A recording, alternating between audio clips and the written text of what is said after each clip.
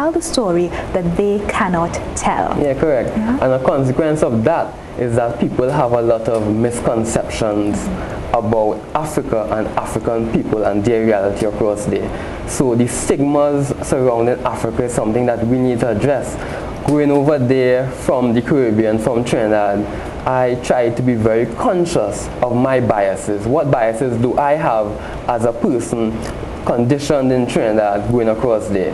Now, people have a tendency coming from countries that have more physical resources to see people who have less material resources as inferior. So this is how most international organizations working in Africa approach going to Africa. So for me personally, it was important for me to firsthand try to look at whatever biases I may have in going across to Africa. So in interacting with the Kenyan people, I always kept in mind the possibility of my biases.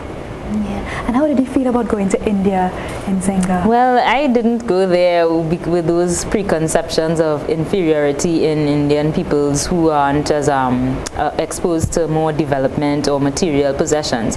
But where we went to a hotel where the Colgate University Study Group always stays. It's okay, it's not smelly or any like most of the hostels. We were very privileged to be able to have that. But like I said, my professor was 80-something years old and he'd been traveling to India for a long time. So he already had a lot of connections as to best places to stay, kind of transport we could get. We never had problems getting rickshaws or getting around in India or anything like that. So in that sense, it was a little bit more privileged.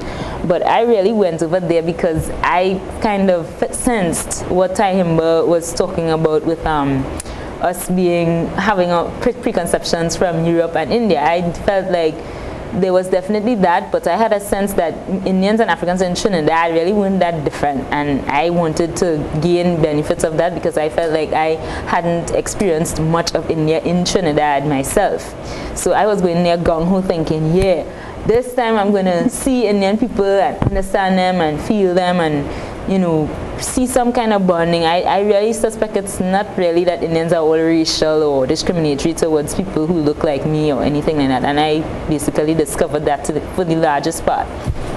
Yeah, so you're excited about going? Yeah. Was India and Kenya what you all expected? No. In what ways in Zenga? No, it was not, because it was much dirtier than I had ever imagined. When you look at movies like City of Joy with Patrick Swayze, and well, movies don't convey smell, and I am a smell person. The smell of pee everywhere is totally abominable. But also they didn't they didn't tell us about dust. They didn't tell us how humid it would be, and how the rain could just fall and fall and fall for seemingly days after the monsoon period kicks in around November time. So that was one way I didn't expect. And current wind, the development was something else too, because current winds at time and rain was falling, and I had to walk through this totally unlighted street with shin deep in water, and the water nasty, because I see donkeys. They tie up donkey on the road along that same road, and they don't clean around it. It is just tying them there until they feel like it's time to use it for something.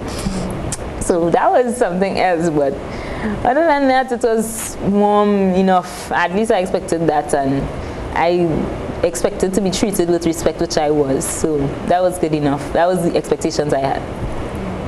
What about you? Well, I guess some things I expected and I met there, but other things it was totally new.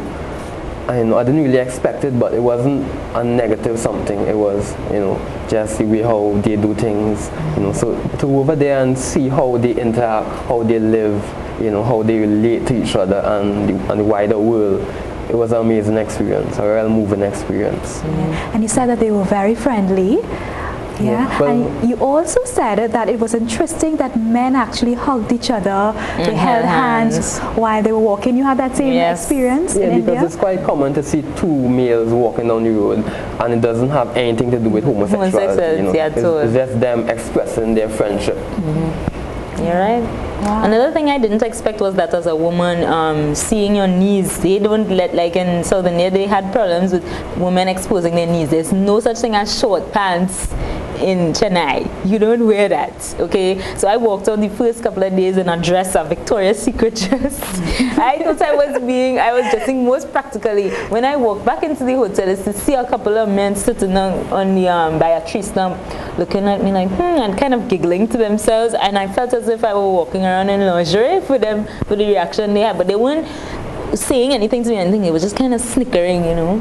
And I was like, wow, I gotta get me a long skirt, you know. So yeah. Now Nairobi is Kenya's biggest city. Am I correct? It's the capital city. The capital city, and you said it had all the modern trappings. You know. Yeah, correct. That we know of. Yeah, so it's a very modern city, tall buildings, you know, many stores, very commercial. We spent 2 days in Nairobi, then we journeyed to Bungoma, which is on the western side, and it's a rural area. So it was good to make the shift from the city to a rural area because things are quite different in both those areas. Nairobi, it's more tense, you know, people aren't so friendly, it's a more dog-eat-dog city, you know, like, you know, typical big cities. But Bungoma, on the other hand, was more rural. The people were more traditional. They were far more friendly, welcoming, and receptive. And we spent most of our time in Bungoma, you know, so it was good to go over there and be greeted with that warmth. Now you went to some schools. Yes, we're going to see a clip of that in a bit. But tell us what is the reality of children over there? Actually, well, you know what? Let's go to that clip and then we're going to come back and talk about it. Okay? So you want to see, so just go around the school and then you come and meet the children. They want to entertain you. So we need to have time.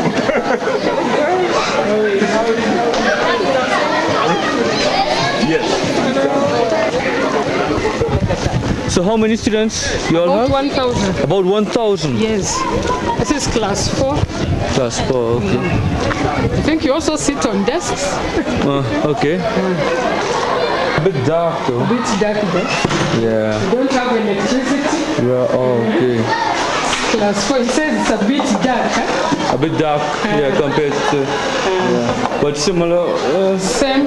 Yeah, we sit on desks as well. Yeah? Yeah. And use blackboards, yeah. Okay. Yes, same. Yeah. Mentally handicapped children, but now they are away. Okay. MH. Okay. Learn from me and the other class. We have one of them here. This one is one of the students that learns from here. Okay. So you all have separate classes? Yeah, 2 separate classes. All right. And then That's good. The other one locked directly here. Okay. Is ECD, nursery. Oh my. Sang. In the ground.